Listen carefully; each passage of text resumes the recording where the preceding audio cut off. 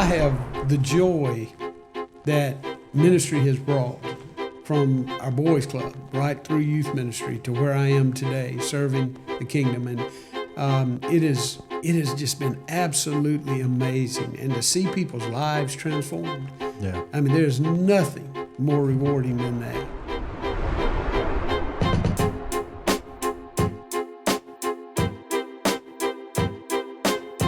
You are now listening to the Knights Around the Table podcast.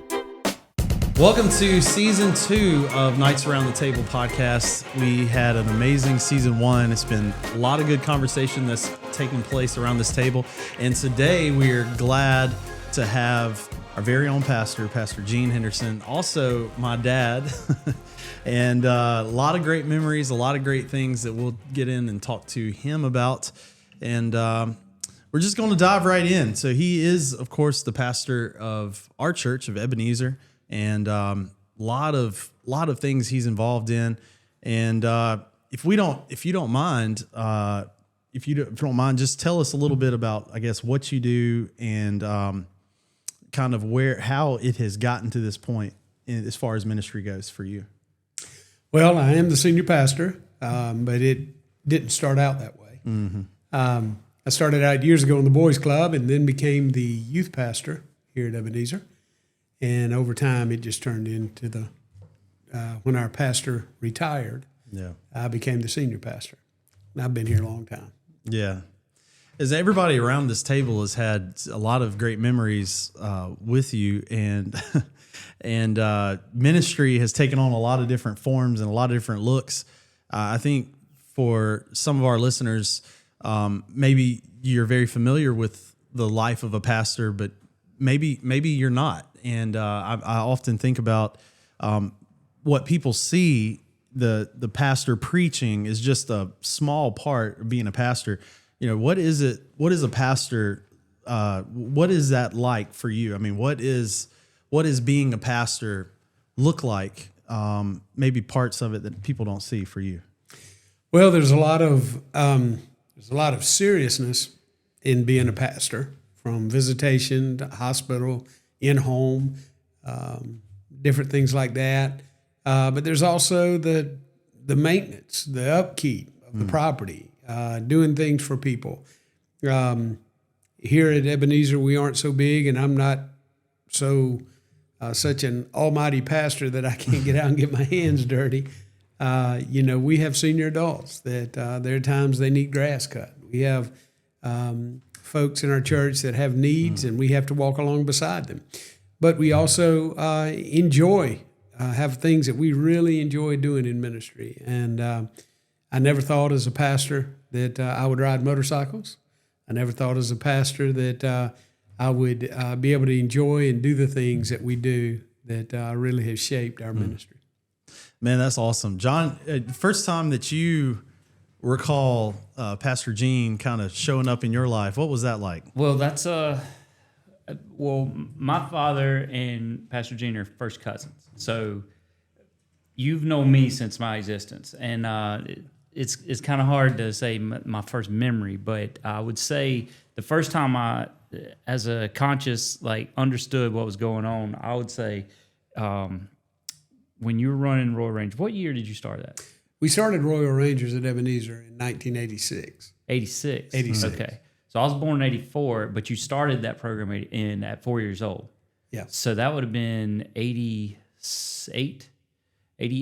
I remember my first time being at Royal Rangers. I remember I got dropped off there, and we were having a big meeting with all the Rangers in what we call the Blue Room. Yeah. And I remember Justin Brickey, I believe, and some other kid, they're running and jumping over this couch in there in the middle of this meeting. It was, I was 4 years old, and all of a sudden I was included with these older guys and the big kids. I just remember that. But I remember from then on, I remember you as Commander Gene. Yeah. For the majority of my life until, you became youth pastor. But it was, and then you were my youth pastor at that. But it was just the way that we were shown and taught, and just the way you ran that place. It was, that was my introduction. And then, what was that, 4 years old, like I say, all the way to I was 18 when I quit that. And I think you were youth pastor by the time I was 18. Maybe, and I became the youth pastor in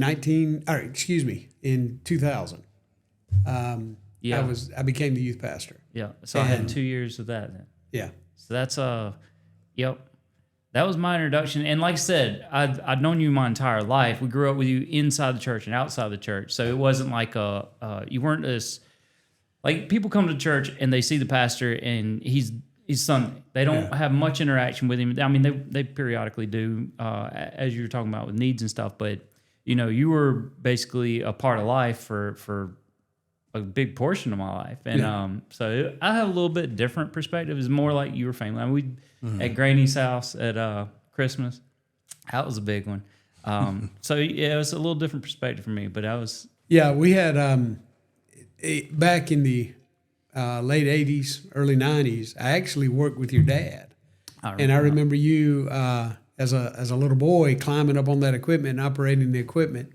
And we would scratch our head because you knew how to operate equipment better than most of us out there did. And you were pretty good at that. But you thought you were good anyway. Yeah, I think that was a lot more thought at that time. Yeah. We what's awesome about the conversations that we've had around this table and the conversations that will continue happening around this table is it's very perspective driven, and we like to really share. And we believe that iron sharpens iron. Our stories sharpen one another. Our experiences sharpen one another. And, I think even in this conversation today that we're having, we would like to sharpen one another on the idea of a call. That's a very church, that's a church terminology, calling. And we hear that a lot. And, wanted to bring Pastor Gene in today to really explore this idea that God has uniquely called each and every one of us.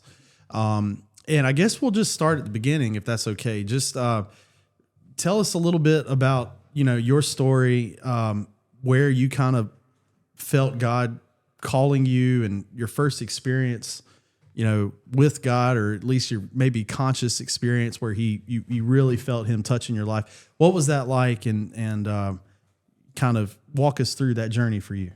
Well, my journey began when I was at Emmanuel College, and I got accepted Christ there. I knew Christ before that, but I accepted Christ while I was at Emmanuel College. And I felt the call of God to go into ministry, but I didn't know what ministry was. My dad was a chaplain. I grew up in the church, but I didn't know what it meant for me. I had no idea. I didn't know what it would ever look like. And so I came home and just began to work. My family was all in construction, and that's what I knew to do. That's what I grew up doing. And so that's what I started doing. My first ministry began actually in Royal Rangers with our boys. And in 1986, I went to North Carolina to Royal Ranger LTC, Leadership Training Course. And it was in that we actually began our ministry here. It was a new program for the Pentecostal Holiness Church. And so we launched out with Royal Rangers here at Ebenezer. How many boys were when you first started? Like, what numbers were you bringing in during that first year? The first year that we started, we probably got up to 10, 12 the first year. When we actually started, we had 3 or 4. And those were all boys in the church already? Yeah, those were guys in the church. From my memory, almost my entire time, you would have, I would say, 70% or more that did not come to the church except for Wednesday nights. Right. And so I didn't know if it was like that back then. I mean, you have to establish it some way. And right. There's that, but... Well, when it first started, of course, we didn't know what we were doing either. We had no idea what we were doing with the boys. I'd never done anything like that. I'd never been a part of anything like that. And we began the journey of just really beginning to pour into these guys. What really made the difference for us was I was fairly young at that time. And we ended up, during my my tenure as senior commander. And by the way, you mentioned you knew me as Commander Gene.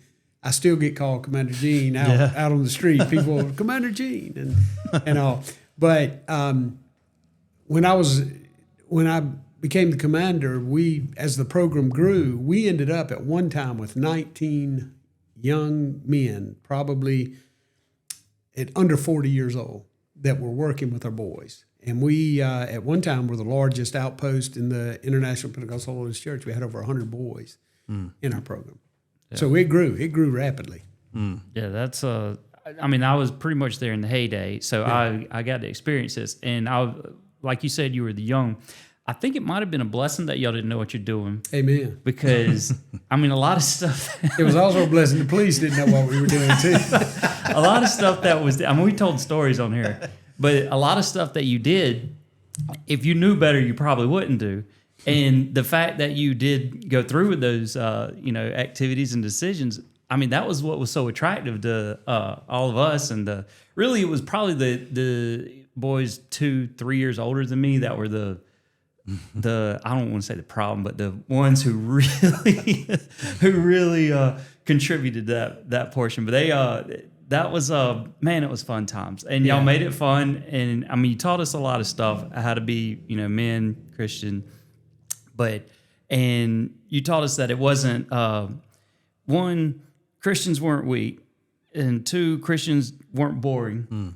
And then you taught them how to be Christians and taught them how to be men. And not necessarily in that order, but that's what we got.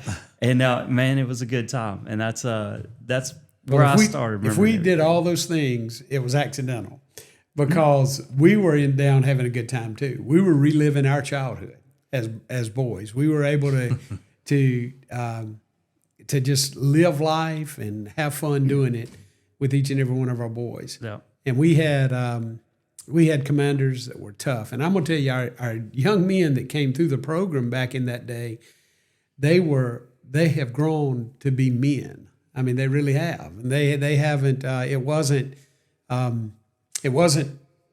something, I mean, we worked them hard. We taught them hard, and they lived hard. We would play football with them, and we had no mercy on them. If you wanted to beat us, you had to beat us. And as the leaders. But as we got older, they did beat us, and we quit. We quit when the medical bills started stacking up. That's exactly right. Well, I remember, that's like you said, y'all did everything with us. I remember there was very few activities we weren't doing that the commanders or the leadership weren't either leading from the front or participating heavily in. And what was the thing with the bull at? The bucket bronco. Yeah. I remember the ones who said this isn't enough, I believe it was Kenny Ray, and everybody jumped on a different rope. That was a terrible idea. Oh, it was awful. But that was especially with your conference deputy commander up on the bull at the time. Well, that was what made it so fun. It was fun. And that's what kept people coming back. I mean, it wasn't like these... He never came back. The deputy conference commander. He never rode the bull again. Not with our guys. But it was like you think that the Christians get this stigmatism like rule followers. They won't color outside the lines. They won't do this. They are strict and in order. And you get the people to do the chant, sit up, and they have a line that they follow. They don't deviate from it. Couldn't have been further from the truth. I mean, we've run off so many people that were, come in and talking about they were, some super bad boys, and they come in and they was limping home, or, they got humbled. And I mean, that was what was so awesome about it. You understood that, what was being a man or what was being tough or strong was not what the world said. And, there was a way to do it that was righteous on top of everything else. Yeah. But we just wanted our young men to grow to be godly men, and we wanted them to grow to be strong, godly men of character and integrity. But we also didn't want our men to cower down to the world and stuff like that. So it was all we could do. And that, I remember we required these guys to just be tough. And we had guys that you could do whatever you wanted to do to them, and they would never cry. They would never wimp out. They were wide open all the time. And one of the incidents you're talking about, we were at a powwow, and we had Scott Sturkey. That guy, you could not hurt him. You could not injure him. In fact, we went camping one time, and the first thing he did is jumped out of a tree into the water and broke his ankle because it hit a log. And he went all weekend long on a broken ankle just so he could stay at the camp out. But we were down playing football, and we had a commander, Mike Nicholson. He lives in Tennessee now, Nashville, Tennessee. And we were standing over on the sideline watching our guys. And all the other Royal Ranger outposts across our state, they wanted to play us because our guys were the toughest. They were the football champions. And we started out always playing two-hand tag, and then it turned into tackle, and then it turned into mauling, and it just really went off the rails quick. But Scott, I'll never forget, Mike and I were standing there, and we had our arms crossed, and we were watching our guys, and it was late at night because on Friday night, one of the guys that played high school football had come, and this team was telling us, you wait till this guy gets here. He's one of the best in the state, and he'll run over you. And so he got there. We were out watching him. And I was watching this guy, and they handed the ball off to him, and he was fast. Oh, he was fast. And he came running around, coming right towards where Mike and I were standing on the sideline. And I was looking at him, and all of a sudden, out of my peripheral vision, I saw what looked like a missile coming. It was airborne, and it was Scott. Scott hit that boy so hard on the very first play. The first time they gave him the ball, he fell and broke his collarbone. Oh. The very first play. Because our guys said when they were talking smack about him coming to play and that he was going to be so, he was going to win this thing for his team.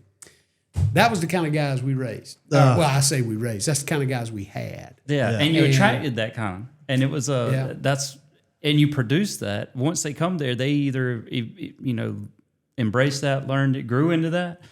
I don't want to say they didn't survive if they didn't, but it was hard if you didn't. Yeah. I know that. So it was just, you made them men. And it was your leadership that did that, because a lot of people would have reined that in or steered it a little different direction. So, it's still to this day, I know Rangers kind of like, I don't want to say died, but they really were dwindling. Yeah. And now it's coming back. And a lot of that same stuff I see is coming back in the same interest, same, mindset.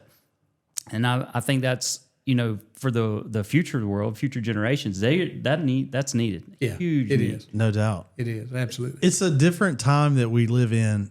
We probably should preface this about in saying Royal Rangers, as many dangerous things as we did, it really had profound impacts on the developmental aspect of young men. And Evan has two sons. Mm-hmm. I have a son, and we kind of got skin in the game. We need godly men to step back up to the plate, and programs like the Royal Rangers or like our boys ministry is a great resource for that. But it's also a testament that you were part of that movement to instill godly men, and you see fruits. Even around this table. Of that effort. So, do you remember the moment that you were? What did it look like whenever you were asked to take on that ministry? Was it something that you felt compelled to do, or was it something you just did sort of out of an obligation standpoint? Like what was that look like as you were stepping into, I guess, the first initial form of ministry in your life? Well, the International Pentecostal Holiness Church adopted Royal Rangers from the Assembly of God Church. And that was done in 86. And our pastor at that time called me and asked me if I would be interested in leading a new boys program that the PH Church had adopted. And I said, sure. I would love that, because I was hoping one day to have a son, and I wanted programs that would that could benefit them as well. Right. And so he called me into the office. He told me about the program, and I went. I had no idea what the program looked like or what it was about or anything else. And we had an assistant pastor at that time, Jamie Myers, and he and I went to the training. There were certain things that you were supposed to do when you get there. You're supposed to have a uniform ready. You were supposed to have your books complete. You were supposed to have all this stuff. We had none of that done. And we walked in, and it was, looking back on it, I thank God for mercy from the other leaders, because they let us slip through and get learn what to do. So I obviously, being your son, I grew up knowing that you were my Royal Ranger senior commander, I guess, but also you were working in construction at the time, I believe, and with the school district, working in the maintenance department. Right. So you were bivocational. Things were happening.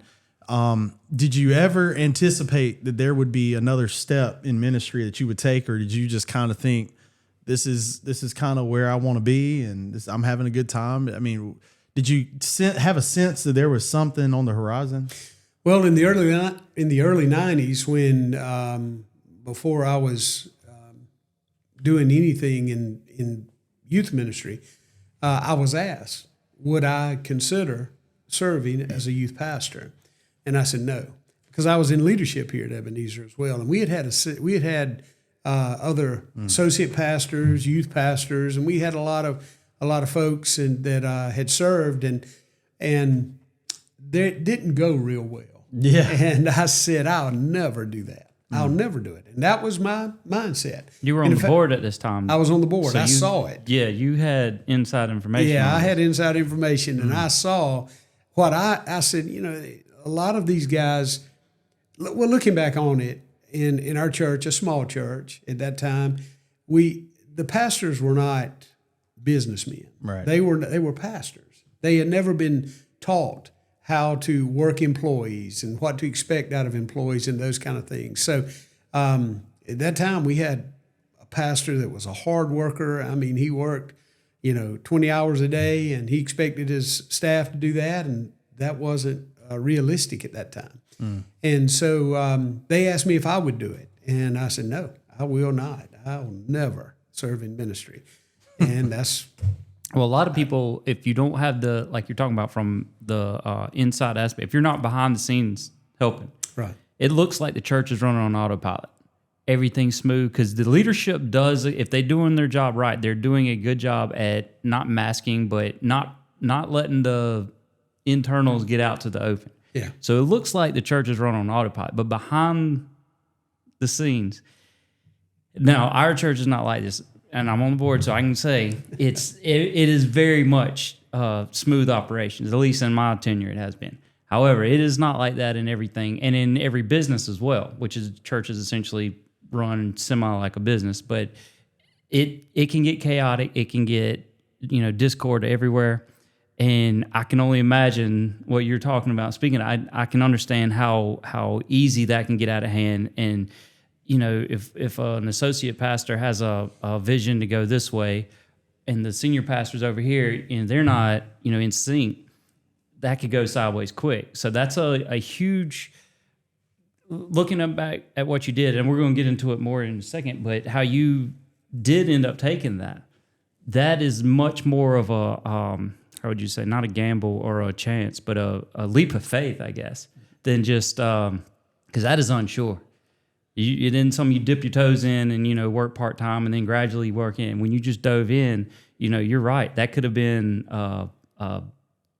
something that went sideways. And and there's not a whole lot of backup plans for that either. So that's why it was kind of inspiring moment maybe or whatever for what you did, and a success story also. Well, it was... When you move into ministry, you step out by faith. There was no guarantee in 1999 when I finally gave in to the Lord, and my wife gave in to the Lord. We all did, and we said, well, if God opens up a door, we're going to walk through it. And it was early 2000. I guess it was, that we literally stepped out by faith into ministry. And when I took the job, I was making less than what I was prior to that. Everything I needed, God provided. So it was never anything about that. But at that time, the life expectancy of a youth pastor was around 8 months at a church. And at that time, we had 3 children.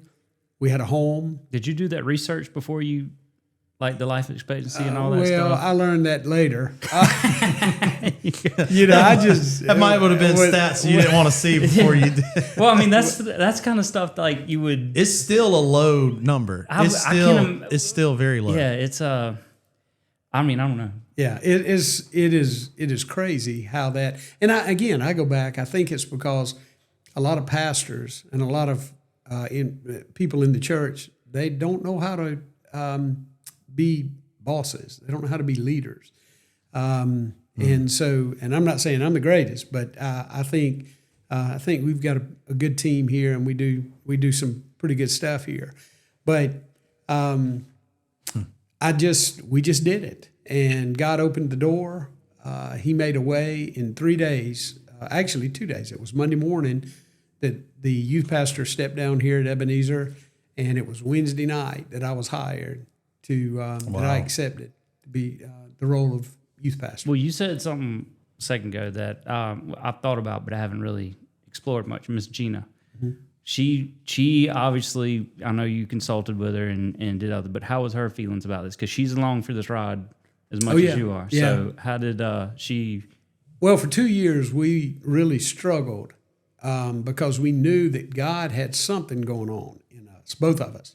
He was stirring me, and he was stirring her. Together, we had told God we would never go into ministry.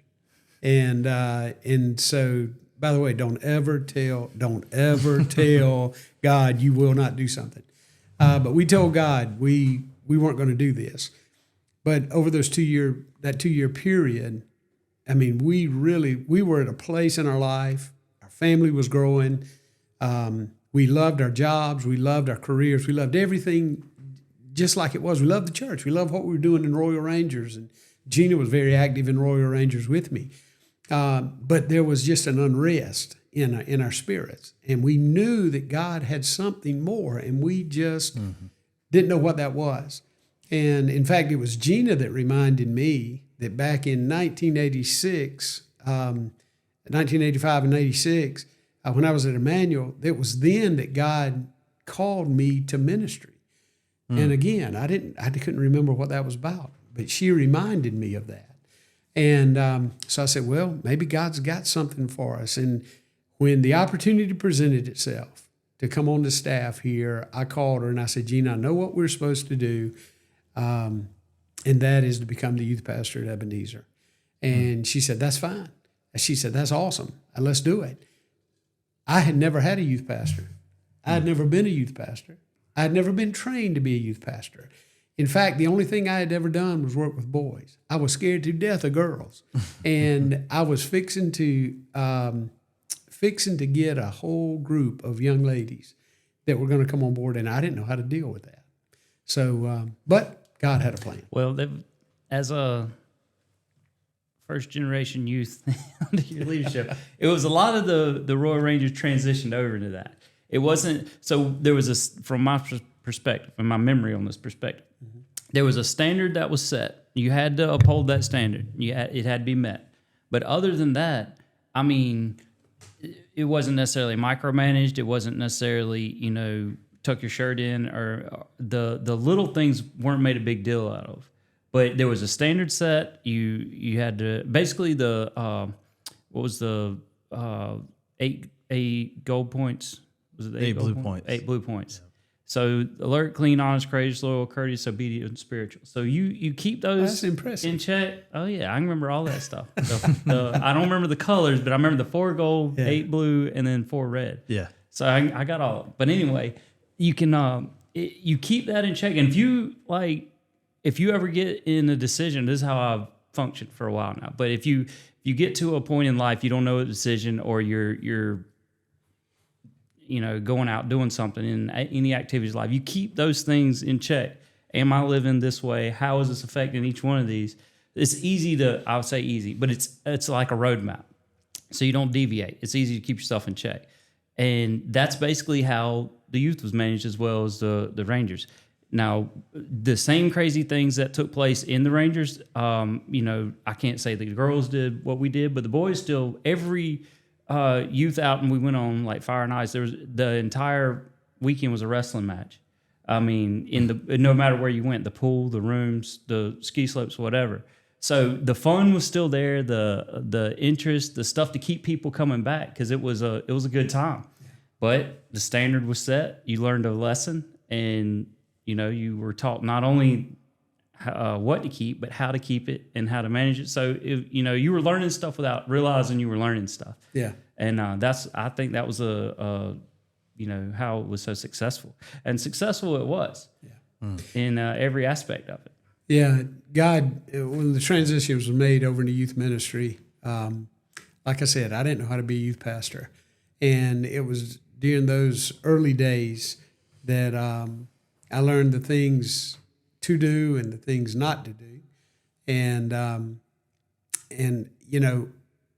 guess one of the learning tools early on in that youth ministry that I tried to do, again, I didn't know how to be a youth pastor.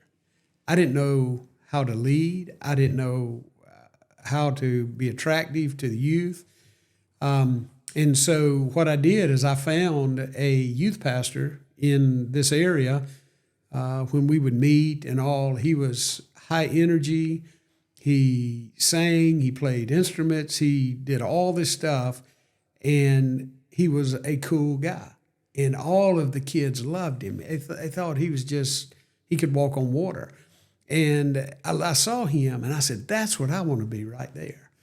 And I started out in ministry, and I think when I started youth ministry, I think the first time we met, I had maybe 12 or 14 people that showed up, and bless their hearts. They suffered right along with me learning. But the day came and I was trying to act like him. I couldn't sing and I couldn't play the instruments, but I was trying to be him. I wanted to be him. And at that time, we met on Monday nights. Mm-hmm. And so one Monday night we came, and there were 5 people in attendance, me, my wife, and my 3 children. And that was it. That was all we had. And that were there.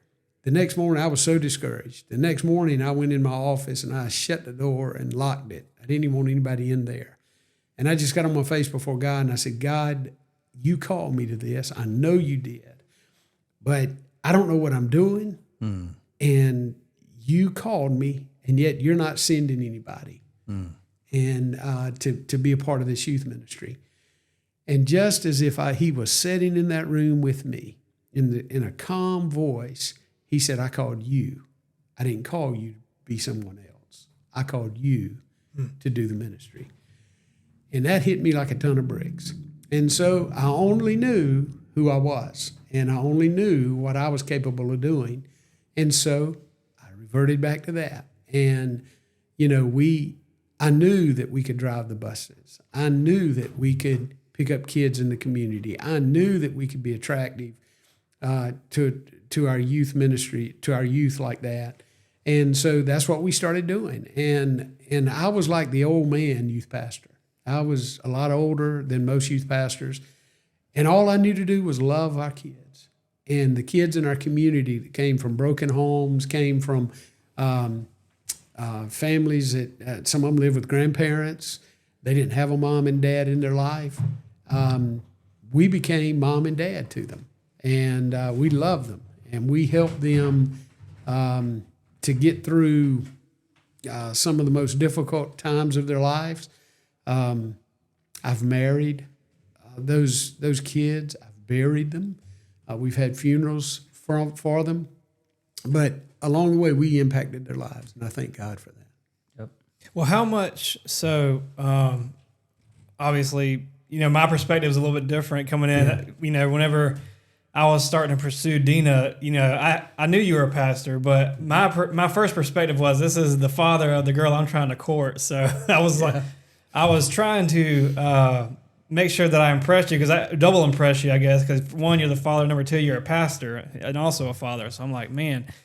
So I have a little bit different perspective coming into it. But what I did understand, though, is that you had a long lineage and history, at least of your family being in ministry too. So I was going to ask, with your dad, Mr. Jerry, being serving as chaplain in the military, did that help prepare you either for the commanders or for the youth ministry, you think, and how he answered his call? Yeah. I saw the faithfulness of my parents. Serving as an Army chaplain, there's a lot of pros to that. Is the salary's good, the living is good, the quality of life is good. But I also, when my dad was going through seminary, I was with him. And I remember when he was at Erskine, I remember my dad, he made $5,000 a year, and that's what he supported us on. What year was this? This was back in the 70s and 80s, at the beginning of the 80s. And but I saw my dad do without so that we could have things. And I never remember struggling. But my dad and my mom always did great, and we were very blessed. And my grandparents who lived here and my uncles that lived here, they farmed a lot. And I remember one time I came home from school, and my granddaddy was there, and he had brought a truckload of tomatoes to us. And Mom, to keep the tomatoes, she had newspapers laid out all over the house, on the floor, on the tables, and everything else, and had tomatoes all over the place, thousands and thousands of tomatoes. We ate tomatoes on grits in the morning for breakfast. We ate tomato sandwiches, and that night we had stewed tomatoes. Yeah, stewed tomatoes over rice. And but I never thought that we were struggling. But my mom and dad set an example for us that it doesn't matter what you have with resources or items that you can hold in your hand. Those things don't matter. It's serving the Lord and being obedient to God. So I knew what it meant to be obedient because I saw my mom and dad walk it out, and I learned a lot from them. Yeah. Well, that's interesting that you said that they never showed that they were living off of that. And so what I was gonna get at was, I know sometimes when you're called to ministry, you have to almost like forsake other things, like maybe it's dreams or plans or whatever it may be. And so I guess whatever it is that maybe your parents had to, let's say, quote unquote, give up, you never really saw that, or they never talked about it, or they just said, hey, it's not worth what God's calling me to do. So in your case, did you feel like if you were to answer the call to youth ministry that you would have to give up something, or you were, I don't know, you mentioned earlier your salary was a lot lower, but I mean, is there anything else you counted as a cost necessarily? Or I think when you're called of God, I don't think you even in your mind question what you're giving up. I don't think you're giving up anything. I have the joy that ministry has brought from our boys club right through youth ministry to where I am today, serving the kingdom, and it has just been absolutely amazing, and to see people's lives transformed. Yeah, I mean, there's nothing more rewarding than that, and that is like some people have to take drugs to get high. When I see God transform somebody's life, I get a spiritual high. Nice. That. well, To me, looking back though, it's more like like you say, you're not giving up anything, but it's still the unknown factor. You don't know where that road's going to go. You don't know the future of it. Like you're talking about, they have 8 months, so you don't know. I mean, can I have like you're now the senior pastor, but back then, did you see a road to that? I mean, maybe I'm not. This rhetorical question here. Yeah. I mean, you don't know where that's going to take you. Are you going to go to a different church? Are you ever going to be able to expand the ministry or whatever? So all you knew is at that time you were taking over the, I guess, associate pastor or either a youth pastor role. But, there is so much unknown to that other than, your salary is going to be here and this is your job for right now. But that to me, that's the biggest unknown your future. Whereas if you're in what you were doing, I know I can go here in 2 months. I can move up to this position or apply over here. So you can set you a roadmap out and a plan. Right. When you're following God and His ministry, and it's not just you. It's like when I look at other ministries or missionaries too. There is no, this is my plan. And Uncle Jimmy tells me this all the time. He said, I'll be over here, and next thing I know, we're building Christ Central in Gaston. Mm-hmm. So that's to me the biggest hurdle to get over is the unknown. Well, not only is the roadmap not laid out, but also whatever God promises, you may not even see what God promises in your lifetime. You know what I'm saying? Oh, the fruits of all your labor. Right, exactly. Yeah. So, I mean, I'm just thinking about Abraham, he's sitting there staring across this vast land, this is going to be, this is going to be your promised land, this bunch of just dry, desolate area. Then you're going to have descendants as much as the stars in the sky, and you have one son, or I guess two, but. Well, I guess the biggest thing is, the way you guys are describing it and the way you see things, obviously, if you have a calling, if God calls you, it drowns out all the other noise. It really does. I knew that God had placed me here. The only chance that you're taking is trusting God with your future. When you answer the call of God, you're trusting Him with the plan that He has for your life. And I don't have a roadmap. Even today, I don't have a roadmap. Every day I get up and I say, God, I don't know how to lead this church today. I don't know how to lead these people today. You've got to show me what to do today. And He does. So every day that He has before us, He controls. And that's all I know to do is walk in that. One thing that I think is very important to bring up is that you don't have to be a pastor to have a calling of God on your life. And I don't think necessarily you have to be in a position of ministry to even have a call of God on your life. I feel like probably there's stories or testimonies between even us about what that moment is. Like sometimes it's a very subtle voice.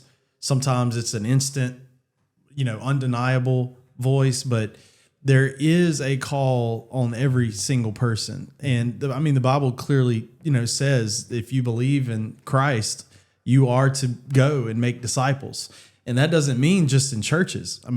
Go and make disciples in your work, in your schools. There's a calling and then there's an assignment.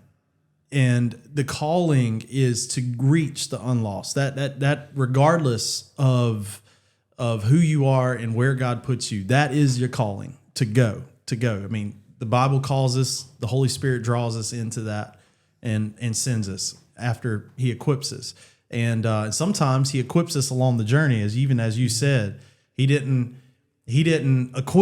call those who had all the best talent and the resources and all the knowledge of how to get it done. He equipped you when you answered the call.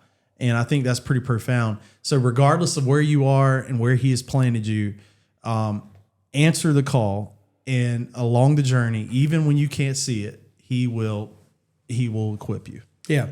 And I think everybody around this table has experienced that. And Zack, you're exactly right. He doesn't just call someone that's called to preach or to pastor. Everyone that is in that church over there, no matter the role in ministry that they play, God has a purpose and a plan for them. Right. And, as He was leaving this earth, He told us to go. He told us to reach the lost right here at home, around this nation, and around the world. So that was His assignment to all of us. And we have to walk in that assignment. And as followers of Christ, that's what we do. That's what we do. Right. And so it's really, you're right. We all have a calling. I will say, awesome. From my perspective, a lot of times it felt like growing up that I had a roadmap that was like, I know what I want to do, and I know where I feel like the Lord's calling me to, but there was always a stepping stone to get there, especially with career and things. It felt like everything just kind of like lined up, so I'm just following down these stepping stones. But I want to say the first time I probably experienced that was whenever I left the first company I was at, pretty secure, pretty comfortable. Like, had no issues of ever losing my job or anything. And then I heard that one of my old bosses was starting a firm that was engineering, but it was Christian based, and that we were going to run things, with that being the first priority. And I felt in my spirit that the Lord was calling me to go there. And, at the time it was like a startup. It was just him and no guarantee of work. We had no work at the time. As a matter of fact, when I got over there for 6 months, we were just doing random little one-off things, just trying to do like, just paperwork, just type of stuff, just to get ahead somehow. But we finally started getting work anyway. What I'm trying to say is I had no doubt in my mind whenever the Lord was calling me there, even though it looked stupid to everybody else, because everybody else is asking like, well, why would you leave this? Why would you leave that? I knew that the Lord called me to that. And so that's like the first time in my life I've ever experienced that feeling of, whenever you know, and you just kind of step out in faith and you just kind of go. So I want to ask too, so it's a tale as old as time. Whenever you have somebody go into ministry or step out and, that be their full-time thing, a lot of times that you see that happen, you see sometimes the family starts having a conflict, or you may see the kids run away, that you may see the kids kind of drift off. But in this case, obviously, that's obviously one of the main things that attracted me to y'all's family, is how genuine you were, and how, despite you being in ministry, that the family unit all believed the same thing, was heading towards the same goal. So I want to ask, how do you, going into ministry, how do you keep that tight-knit bond, and how do you keep it to where the kids believe in what you're doing, and they follow you, and they trust in the path that you're taking them down? Because obviously you're leading yourself, but you're also leading your entire family into that calling, which is a heavy weight and a heavy burden. Yeah, and the family has to be your priority. Evan, when I began the ministry and I began to look for examples that I could model my ministry after, and the Holy Spirit spoke to me and said, I didn't call you to be that person. I called you to be you. I called you. That's what I had to figure. God called me to do ministry. And with my family, it was very important to me that I be in ministry what I was at home. And if I were any different at home than I was in ministry, my family would be the very first to recognize that. And knowing my family, especially your wife, my daughter Dina, she would have called me out on that. But when in ministry, what the Ebenezer Church family has is what my family has at home, because that's who God made me to be. And I can't be one thing at home and something else in the office or in church behind the pulpit. And I think oftentimes so many people try to put on a persona in ministry that that there's somebody they're not, to impress or something. I am who I am, and that's all I know to be. Yeah, and we were, as a family, very involved. And one thing I was very appreciative growing up, and I didn't realize it until after the fact, is you included us in everything. Yeah. I mean, we were skiing on the ski slopes before we had any business on the ski slopes. We were going places and doing things that other kids maybe wouldn't get to do. But also we were at the prayer meetings. We were, on the praise team. We had ownership. When you answered the call, you answered in a personal obedience, but you led us into ministry as well. Your family, when you step into ministry, I mean, your family is just as engaged as you are. Things that affect you affect your kids. Things that affect you affect your wife. Like it's a family commitment. And it almost has to be in order to be successful. And I think because we had ownership, and what I mean is we were producers. You did not just have us as consumers of ministry where you just sat around and you did all the work and we just kind of went to the things.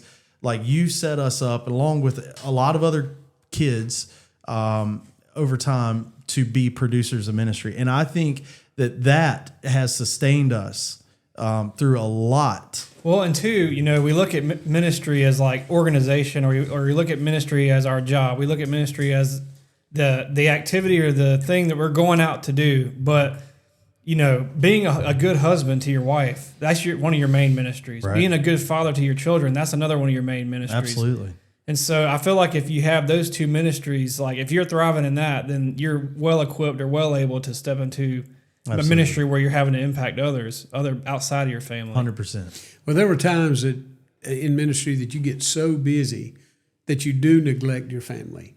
And Miss Gina's role in our family in combining that with ministry was to make sure that when I neglected my family, she grabbed me and she said, you've got to spend time with your family. We've got to do something. And so there was a good balance there. So she kept me grounded there. And I thank God for that. I thank God for that. And I thank God that our family would go. When Zack and those were small, Zack, not Zack so much, but Caleb, when he was small, we would go to services and do things, and they would have to sit on the front pew of the church and listen and be a part of it. They weren't old enough to be a part of it, but they had to sit there. And that taught them, because today not very many children are taught to just be in church. And our kids were. But man, we were so blessed. We did it as a family, and I thank God for that. Yeah. Thank God. Yep. Well, Keeler has some questions that we're supposed to ask. Okay. Producer Keeler. So they all are for Pastor Gene. Questions from the basket. Questions from the officially. basket. First segment of the second season. First impression of Evan when Dina brought him home.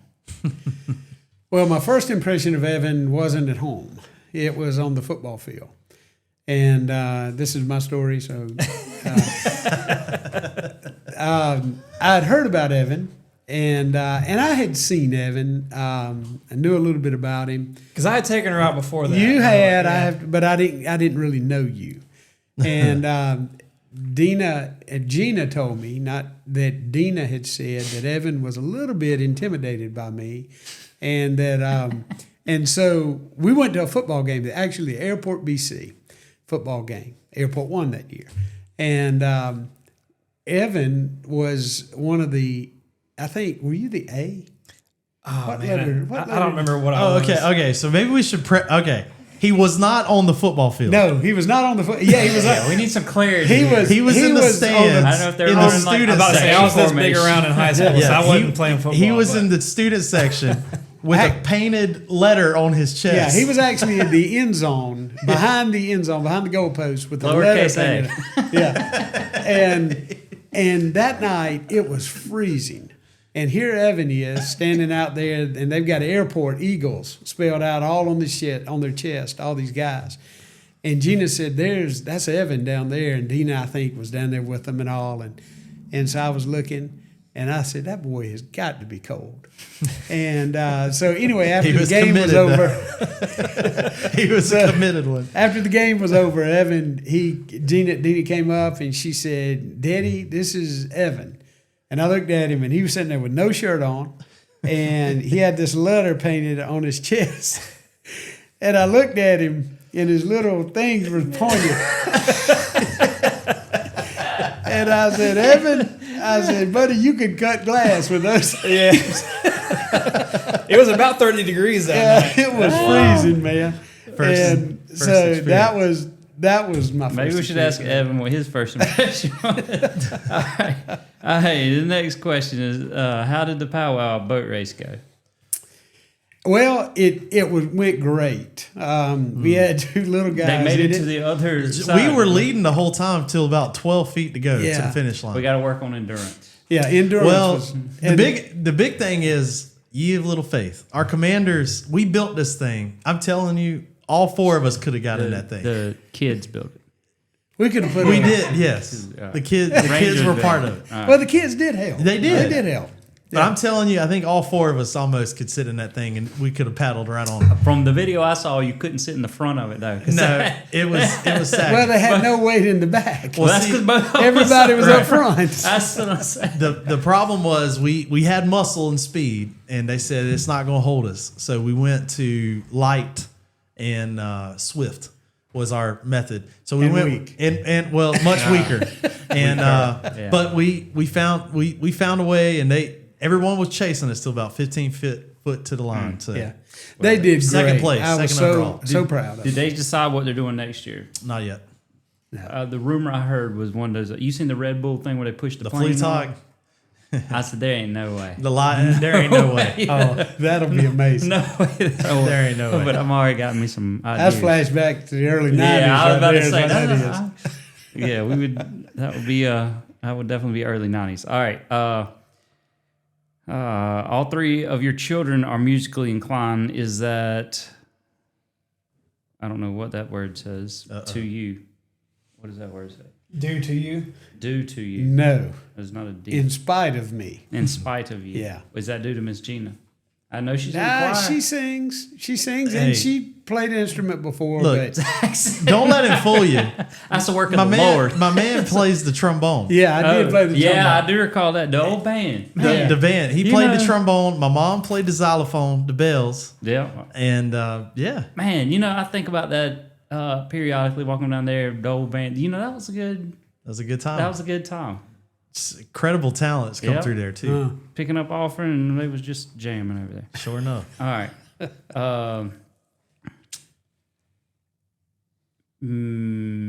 Wow. I'll let you read these and see if you can cipher through some of that stuff. All right. It says marriage and ministry can be hard, but you've made it work. Any advice for the younger generation? Any advice for the younger generation? If God calls you to ministry, you have to be very much, when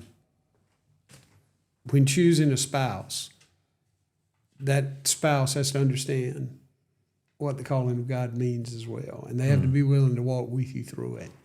And so I think that's the way you begin. If you have a spouse, don't jump the gun. Let God lead them as well as lead you. That's good. Because it's hard enough being married. But Yeah. Well, that's another segment. Y'all can talk about marriage later, okay? oh, marriage is blissful. We love it. What's one thing you would tell someone searching for and or questioning their calling?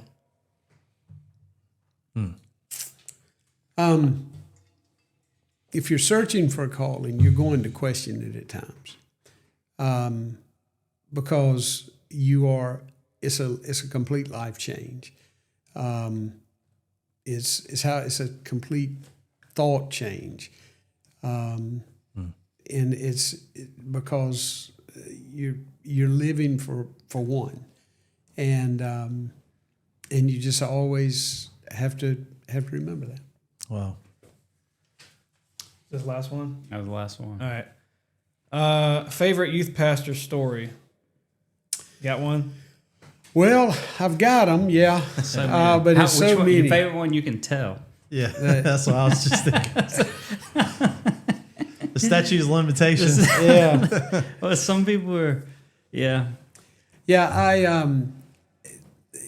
Youth ministry. I mean, I have so many things from Royal Rangers to youth ministry to all the other stuff.